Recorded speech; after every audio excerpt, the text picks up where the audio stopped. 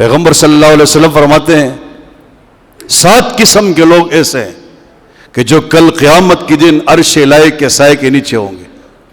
جس دن پیغمبر علیہ السلام کوئی سایہ نہیں ہوگا, کوئی سایہ نہیں. 7 قسم کے لوگ وہ ہوں گے کہ جو عرش الہی, اللہ کا جو عرش ہے, تخت مبارک ہے, اس کے سائے میں ہوں گے. تو جنتی ہو گئے نا. تو پیغمبر علیہ السلام فرمایا ایک وہ آدمی ہے وَرَجُلٌ ذَكَرَ اللَّهَ خَالِيًا فَفَازَتْ عَيْنَاهُ, ایک وہ آدمی جو تنہائیوں میں اللہ کو یاد کرے, اللہ کو پکارے, اللہ کو چیخ چیخ کے پکارے اور اس کی آنسو نکل آئے. پیغمبر علیہ السلام فرماتے ہیں قیامت کے دن یہ عرش الہی کے سائے کے نیچے ہوگا. چاہتے ہو آنسو بہے, تہجد پڑھو. آنسو بہنے کا وقت تہجد کا کوئی نہیں ہے, تمہارا اللہ. پھر مزہ دیکھو, ہمارے بزرگ ہیں وہ بہت کم کی بات کرتے ہیں. وہ فرماتے تسلی ہم گناہگاروں کو حاصل ہو گئی احمد, تسلی ہم گناہگاروں کو حاصل ہو گئی احمد, بجھا دیں گے جہنم کو یہ آنسو ہے ندامت کے. یہ آنسو اتنی قیمتی ہے, اتنے, خدا کی قسم فرماتے ہیں جہنم کی آگ بجھ جائے گی.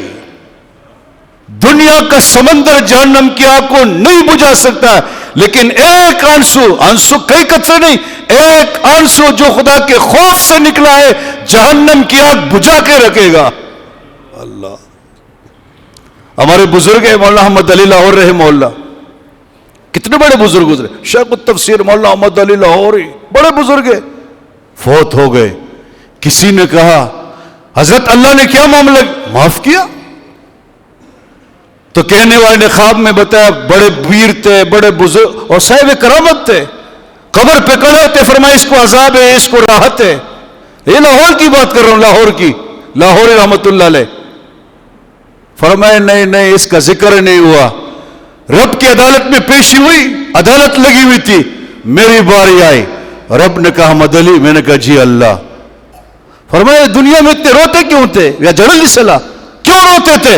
فرمایا تیرے خوف سے, جا معاف کر دیا. نہ نمازوں کے حساب, نہ روزوں کے حساب, کچھ بھی نہیں, صرف سوال یہ تھا کیوں روتے تھے؟ فرمایا تیرے خوف سے, تیرے ڈر سے, رونے کی برکت سے اللہ نے اس کو معاف کر دیا.